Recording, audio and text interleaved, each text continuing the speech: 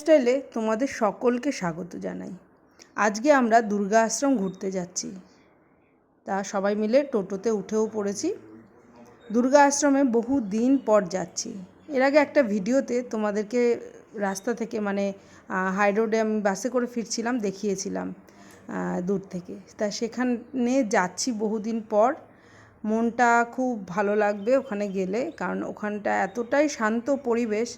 ছেলের পরীক্ষা শেষ হবে তারপরে যাব, এটাই ছিল ইচ্ছা। তাই আমরা এবছর কোথাও যাইনি, তাই দুর্গা আশ্রমেও সেরকম যাইনি। এবার পরীক্ষা শেষ হয়ে গেল, তাই আসলাম। এই যে মা যাচ্ছে, এই দেখো শিব ঠাকুরটা কি সুন্দর লাগছে। আর সন্ধেবেলায় না লাইটিংয়ের জন্য আরও বেশি ভালো লাগে, খুবই সুন্দর লাগে। আর একটু অন্ধকার হয়ে আসলেই ওখানে ফোয়ারাও চালাবে, আর সেটা দেখতে অপরূপ সুন্দর লাগে। আর সেই ভিডিওটা আমি আগেই দিয়েছি, তোমরা হয়তো দেখেছো। এই যে শিব মন্দিরের দিকে আমরা এগিয়ে গেলাম। এই জায়গাটা আর একটা শিবলিঙ্গ আছে যেখানে পুজো করে। কিছুক্ষণ পরেই সন্ধে আরতি করতে আসবে, সন্ধেবেলার পুজোটা আর কি এখানে দিতে আসবে একজন ব্রাহ্মণ। দেখতে খুবই ভালো লাগে। আমরা প্রায়ই সন্ধেবেলাতেই আসি, কারণ আমরা দিনের বেলাতে এসেছি, আসিনি বললে ভুল হবে, কিন্তু খুব কম বিকেলের দিকটা আসি। সন্ধেবেলাটা সন্ধে আরতি হয়, বিভিন্ন কীর্তন হয়, এগুলো দেখতে বেশ ভালো লাগে সেজন্য। আর এটা এই শিবলিঙ্গর ওই পাশেই আছে দুর্গা মন্দিরটা, যে দুর্গা আশ্রম বলছি সেই আশ্রমটা ওইখানটায় আছে। তা তোমাদের অবশ্যই নিয়ে যাব দেখাতে। এই দেখো, তার আগে যেহেতু দিনের আলো আছে, এখনও দেখা যাচ্ছে পরিষ্কার ডিঙি নৌকো এটাকে বলে, কি সুন্দর লাগছে। ওই পাশ থেকে এই পাশে আসছে।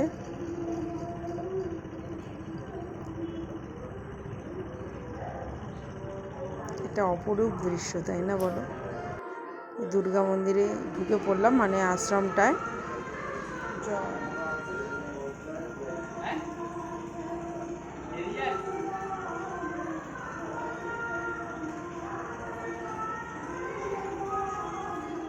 এপাশে ওই যে ডিঙি নৌকোর মতনই একটা স্টিমার টাইপের আর কি, ওখানে আটকে রেখেছে। ওটা একটু পরে ওখানে আমরা আবার যাবে, ওই পাশে যাবে, ওই পারে। তা সেই ভিডিওটাও আমি নিয়েছি, পরে তোমাদের সাথে শেয়ার করব। আর এই জায়গাটা একটা বসার জায়গা। এই জায়গাটা দেখো খুব সুন্দর, ঠিক গ্যালারি টাইপের। আর সাইড সিনারিটা তোমাদেরকে পুরোটাই ঘুরে দেখাচ্ছি। ওই যে দুর্গা আশ্রমটা দূর থেকে আপনাদের সাথে দেখাচ্ছি যে এরা বরযাত্রী যাবে, বরকে নিয়ে এখানে নমস্কার করতে নিয়ে এসেছিল।